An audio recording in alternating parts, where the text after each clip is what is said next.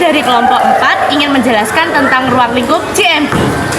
Nama saya Fitriani Kusumawati, absen 13. Iya. Naira Zafira Nurwadana, absen 15. Iya. Saya Laila Agustin dari absen 16. Iya. Dan saya Safira Primanur Karina nomor absen 32. Iya. Menyaksikan. Pertama, lokasi. Lokasi dalam ruang lingkup GMP yaitu tidak menimbulkan pencemaran lingkungan, bebas banjir, polusi asap, debu, bau, dan kontaminan lain, bebas dari hama seperti hewan pengerat dan serangga, tidak berada dekat industri logam dan kimia, pembuangan sampah, dan limbah. Kedua, ada bangunan. Bangunan mencakup berbagai jenis struktur yang dirancang untuk mendukung pengembangan wilayah dan manajemen sumber daya. Beberapa contoh meliputi yang pertama ada fasilitas pendidikan, fasilitas umum, kesehatan, dan transportasi. Bangunan-bangunan ini harus dirancang dan dikelola dengan baik untuk memastikan keberlanjutan dan efisiensi dalam penggunaan ruang. Kak. Oh ya, yang ketiga yaitu fasilitas sanitasi. Fasilitas sanitasi dalam GMP bertujuan untuk menjaga lingkungan produksi yang bebas dari kontaminasi. Contohnya seperti memiliki tempat sampah yang tertutup, toilet karyawan yang jumlahnya cukup dan tersedia sabun, kemudian nyaman dipakai dan mudah dibersihkan, serta ruang pengolahannya yang bersih termasuk langit-langit, dinding, dan lantai. Keempat, ada laboratorium GMP. Terdapat aspek penting di dalamnya. Yang pertama, ada kebersihan. Kedua, ada peralatan. Ketiga, pelatihan. Keempat, dokumentasi. Kelima, pengendalian lingkungan. Dan yang terakhir, validasi proses. Yang kelima, bahan. Bahan dalam ruang lingkup GMP seperti bahan baku, bahan pangan, dan bahan penolong yang perlu diperhatikan dalam bahan yaitu pertama, bahan yang digunakan dalam bentuk formula dasar, tidak rusak, busuk, atau mengandung zat berbahaya. BTP atau bahan tambahan pangan harus sesuai standar, mutu, dan persyaratan. Bahan baku, bahan mentah, atau utama yang digunakan untuk memproduksi barang konsumsi. Contoh, bahan baku adalah jagung, minyak, baja, biji-bijian, kayu, dan gas alam. Bahan pangan, bahan dasar yang dapat berupa pangan segar atau pangan olahan yang digunakan untuk memproduksi pangan.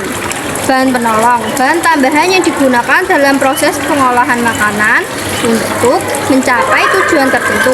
Bahan penolong tidak menjadi bagian produk jadi atau nilainya relatif kecil. Contoh bahan penolong adalah emulsifier dan pengental cairan pangan. Sini. Bukan sini, situ. Yang keenam, ada pengawasan proses. Pengawasan proses GMP dilakukan untuk mengurangi kemungkinan terjadi produk yang tidak memenuhi syarat mutu dan keamanan. Pengawasan proses GMP dilakukan secara komprehensif dalam 3 tahap, yaitu pengawasan praproduksi, pengawasan saat produksi, dan pengawasan pasca produksi. Kak, yang ketujuh apa? Yang ketujuh adalah produk akhir. Produk akhir dalam ruang lingkup GMP yaitu yang aman dan berkualitas sesuai dengan standar yang berlaku. Hal ini dilakukan dengan tujuan untuk menjaga kualitas dan keamanan pangan, menciptakan lingkungan produksi yang bersih, mengurangi resiko kontaminasi, meningkatkan integritas produk. Bukan itu, bukan. Sudah. Jawaban nomor 8 yang benar adalah mesin dan peralatan memiliki aspek penting. Yang pertama, ada lingkungan pengolahan. Kedua, ada bangunan dan fasilitas usaha. Ketiga, ada fasilitas sanitasi. Keempat, sistem pengendalian hama. Dan yang terakhir, pengendalian proses. Ini sudah. Stop. 9. Ada karyawan. Karyawan yang bekerja di perusahaan yang menerapkan GMP harus terlatih, berkualitas, dan berpengalaman. Hal ini karena karyawan perlu mengikuti prosedur dan instruksi secara akurat. Nah, untuk mendukung karyawan, perusahaan dapat memberikan pelatihan, memberikan pengawasan, memberikan peralatan keselamatan, dan memberikan pendidikan. Apa ya yang 10? Yang 10 ada pengembangan yaitu proses meracang atau memproduksi wadah atau bungkus untuk buah produk.